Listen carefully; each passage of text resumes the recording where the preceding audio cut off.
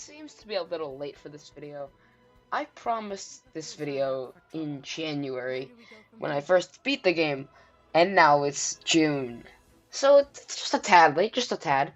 But I'm gonna talk about Xenoblade Chronicles 2 in this video, just give my thoughts on it, because I've been wanting to do this video for a good while. So, I really like Xenoblade. You should all know this by now. I really love Xenoblade. I simply just adore the franchise, its characters, its story, its world, its music especially. So I just want to show my love for the newest game in the franchise, Xenoblade Chronicles 2. I want to start out with one of my favorite aspects of the game, the story. Xenoblade Chronicles 2's story is amazing, and I'm not even going to go into detail because it's just so amazing that I want everyone to go in unspoiled. On my retrospective of Xenoblade 1, I said there was a spoiler warning, but in this one, I'm just going to let you experience this game for yourself, because I feel like Xenoblade Chronicles 2 is truly amazing. I love the first game, but I love Xenoblade Chronicles 2 just a little bit more. I'm not really sure why, though. So yeah, the basic outline of the story is Pyra is a blade, and drivers control blades. This is unscripted, by the way. That's why I kind of like thinking and doing ums and everything. But yeah. So drivers control blades. Oh, they command blades, and they go into battle with them and everything. And there's this guy, the architect, and he like created the entire world, and he created blades and everything like that. And he had like special blades called the Aegis. And Pyra is one of the Aegises, and Rex, who is, spoiler alert, killed at the beginning of the game, finds Pyra, and Pyra gives half of her life to save Rex from dying, and Pyra requests a favor from Rex as a return for this, which is taking her to Elysium, which is her home. So the entirety of the game is Rex meeting his colorful group of friends, and them going to Elysium together, while being confronted by the group known as Torna. Torna is the main villain of Xenoblade Chronicles 2. I act like it's one big thing. It's actually just a group of people. There's several members of Torna, and at the beginning of the game they seem like you're their allies, but like they're not. They're evil. I also want to I adore the characters. I adore the characters a lot. Pyra especially is just a great character, because I don't want to go into why I think she's a great character, because it's very heavy spoilers, but, you know, I feel like her character was done very well. Same with Nia. I like how when she becomes burdened no longer, again, not going to say what happens, but if you've played the game, you will know. It happens in Chapter 7. Yeah, Zeke especially. Zeke's my favorite character. I'm sorry if I'm not going into detail with these characters. I just don't really want to spoil it. I just want to do a little retrospective. But yeah, Zeke's a good character. I really like him. I like how he's kind of like the Team Rocket of Xenoblade. How he pops up every now and then like he joins your party later on. I find that really cool. I thought he was a really funny character. Him and Pandoria, I thought they were really funny, really amazing. Rex is great as well. He feels like Shulk, but not quite. He's Shulk, but not quite. There's just his own little flair, in my opinion. Like his own little flair. He's not like Shulk. Like he's like Shulk. I'm starting to get like confused. He's like Shulk, but there's something about him that makes him different than Shulk. I don't really know what it is. Also, the voice acting. I want to dive into the voice acting for a little bit. The voice acting is okay. Is it as good as the first games? No. Is it as good as X's? Probably X is a little bit better. But is it bad? No, I don't think so. Do I think that Rex's voice actor can't scream? Yes. But does that make him a bad voice actor? No. I feel like Rex's voice actor suits him very well. I also liked Malos from Torna's voice especially. There's this one scene towards the end. It's called Words Can Be a Curse. And I feel like his voice acting is just tremendous in that scene. Malos just feels truly evil. And I really like that. I really love that. People are complaining about Nia's voice actor because she sounds like an old lady. I think Nia's voice actor's alright. Nia's voice actor I prefer in English than Japanese, because in Japanese, Nia's voice actor is kind of like, it's like very high pitched and like kiddie in a way. So I feel like Nia's voice, his or her Welsh voice in the English release is a lot better than her Japanese one. Pyro's voice actor is great. One little detail I don't see a lot of people point out, which is that the blades are actually, they all have like American accents, while everyone else has got like British, Welsh accents like that. All the blades are like English, which if you notice is just very good attention to detail. I think overall the voice acting is good. I thought the voice acting was good. And I also like how they used some unknown voice actors. Like, I've never heard of any of these people before. It felt like a Star Wars movie when I'm like, who is that? I've never seen them before. The music is beautiful. It's beautiful. It's so good. I think it's probably on par with the first game. And I really, really love the first game's music. One Last You, Drifting Soul, Walking With You, The Tomorrow With You, I feel like are the best songs in the entire album. Gormont, Uriah, Tantal, all of those songs are really, really good. And it gives the first game a run for its money. Literally, the first game had wondrous tracks such as Beyond the Sky, You Will Know Our Names, what's it called, Once We Part Ways. It had stuff like that. Shulk and Fiora's music. Really, the second game just, I wouldn't say it blows the first game's soundtrack out of the water, but it's still a superb soundtrack. What else? The gameplay. The gameplay was great. I think the gameplay is awesome.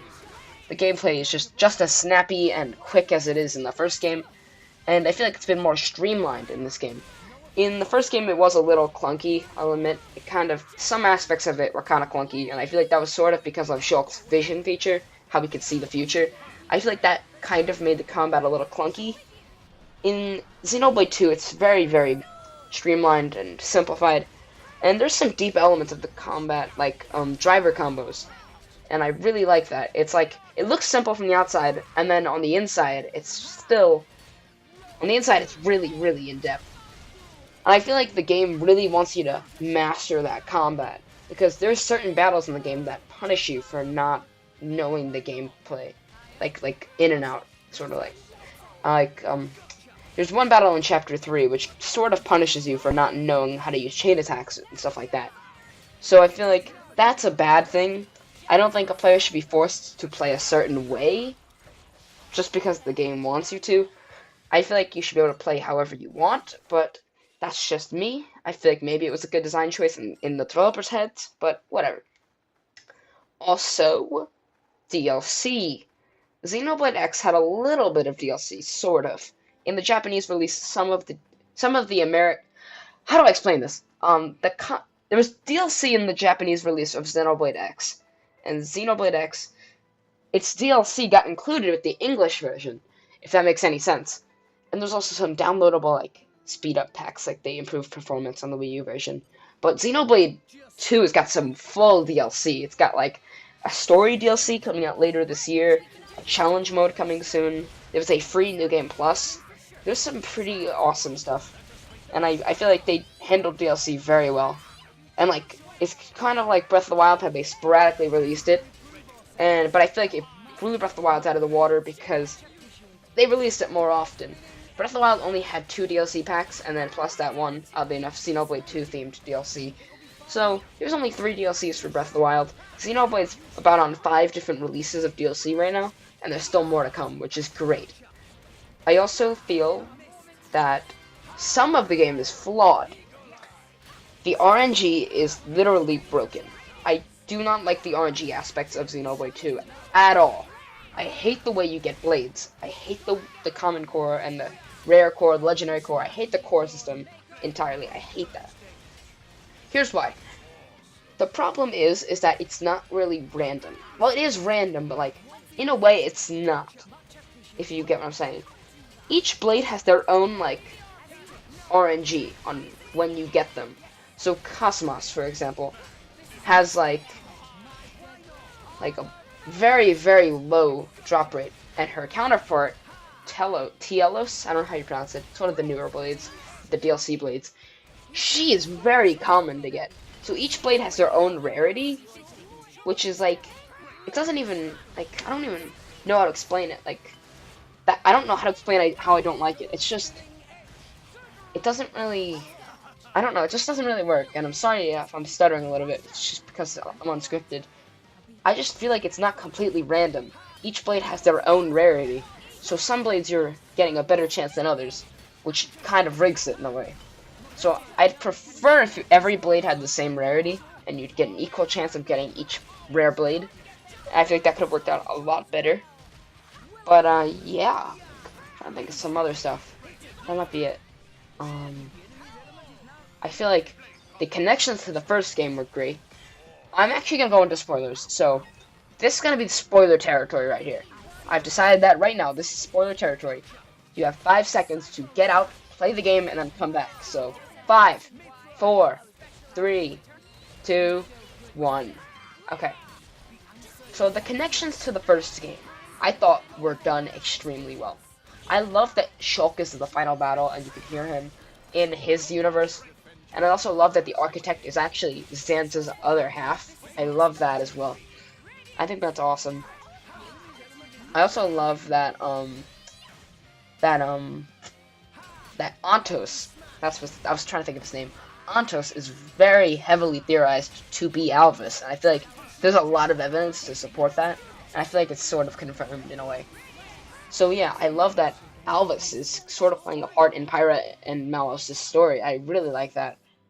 Also, since we're talking about general spoilers here, when I meant Nia was burdened no longer, obviously I meant she becomes a blade later on. She becomes a blade, and you can use her for Rex. Rex is the only driver who can use Nia. Nia is technically Rex's blade. I thought that was done very well. I didn't expect it. But now that I think back at it, there was a lot of foreshadowing to that. You don't really suspect it the whole game. You have other theories as what these like hints mean, and then like that pops out at the end of the game, and I'm like, what? Yeah, there's one scene, the hot spring scene, when Nia gets out of the hot spring and Mithra sees what is now obviously a core crystal on her chest, and people were like, she's a guy. She's not a guy, she's actually a blade. On the topic of that scene, it's just a nitpick of mine. I don't like that Rex friend-zoned Nia. I really hate how he did it. I don't mind that he friend-zoned her, I just hate the way he did it. Like the, I love you and all you guys. Man. A minor gripe I have, this is not a spoiler, but I just thought of this right now. The audio leveling, you could change it in the settings, but by default, the music is a lot louder than the voices in the cutscenes. So you'd have to, like, you wouldn't be able to hear, like, say Azurda was talking. You won't be able to hear him. Pyra is talking. You won't be able to hear her. The music is just way too loud. And of course you could change that, but by default, it just makes the cutscenes kind of unwatchable. And on the topic of that, I really like the cutscenes. You can watch them over again. I can't tell you how many times I've went on YouTube looking for the cutscenes to Xenoblade 1 and Xenoblade X. I really like that. They're just right available once you can see them. Once you see them, they're available in the event theater. And with that, I think that's about everything I wanted to discuss. So thank you for watching. Hopefully I didn't miss anything. And hopefully you can leave some feedback, because I kind of want to do some more retrospectives like this in the future. Like live commentaries on games. So yeah, also I hope you enjoyed the gameplay that I recorded in the background of me grinding. So yeah, be kind to one another, don't forget to be awesome, and stay funky, my boys. Peace off.